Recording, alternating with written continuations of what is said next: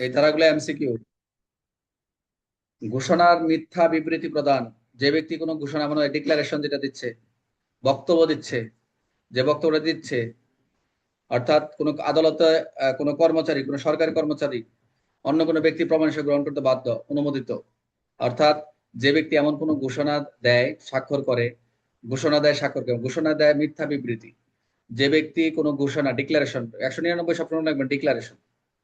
199টা মনে রাখবেন যে ডিক্লারেশন, অর্থাৎ যিনি যে ডিক্লারেশনটা দিচ্ছেন এটা আদালতে প্রমাণ হিসেবে গ্রহণযোগ্য, কিন্তু সেই ঘোষণাটা দিচ্ছে মিথ্যা বক্তব্য থাকে যে কোনো ভাবে, যে জেনে শুনে মিথ্যা কথা বলতেছে। 199 চলে যাবে জেনে শুনে। 191 তো আপনার ওটা তো সংজ্ঞা হিসেবে আসছে, বাট এটা সাজা না। বাট এই ডিক্লারেশনটা দিচ্ছে এটা প্রত্যেকটার মানে কি বলবো স্বল্প, মানে এটা কি লিটল লিটল পার্থক্য। যে ব্যক্তি এমন ভাবে ঘোষণা ডিক্লারেশন দেয়, সবসময় 199 ডিক্লারেশন। আইন অনুযায়ী আদালতের সরকারি কর্মচারী বা অন্য কোনো ব্যক্তি প্রমাণ হিসেবে গ্রহণ করতে বাধ্য। এটা এমন ভাবে ডিক্লারেশন যেটা আদালত বাধ্য যে হ্যাঁ ঠিক আছে বক্তব্য নেন।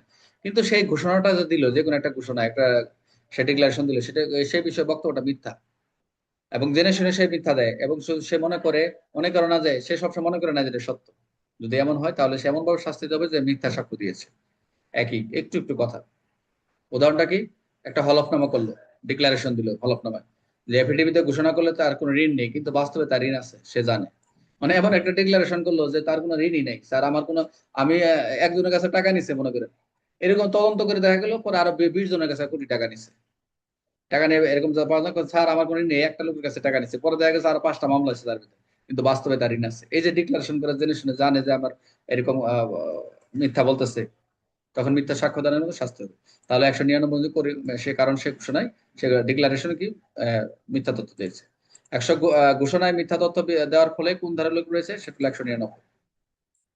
199 মিথ্যা সাক্ষ্য ঘোষণা দিলে কি হবে? মিথ্যা সাক্ষ্য দেওয়ার মতো শাস্তি হবে।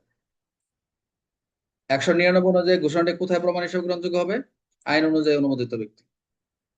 কেউ যদি হলফনামায় জেনে শুনে মিথ্যা তথ্য দেয়, very important, very very important, কেউ হলফনামায় জেনে শুনে মিথ্যা তথ্য দেয়, সেটা হচ্ছে 199 হলফনামার ক্ষেত্রে। তাহলে 197 দেখলাম মিথ্যা সার্টিফিকেট দেওয়া, 198 দেখলাম মিথ্যা সার্টিফিকেট ব্যবহার করা, আর 199 ফলস ডিক্লারেশন দেওয়া, অর্থাৎ মিথ্যা সাক্ষ্য ঘোষণা করে। এখন মিথ্যা সাক্ষ্য দেখেন, পার্থক্য দেখেন, এক একটার সাথে এক একটা সিম্পল সিম্পল পার্থক্য।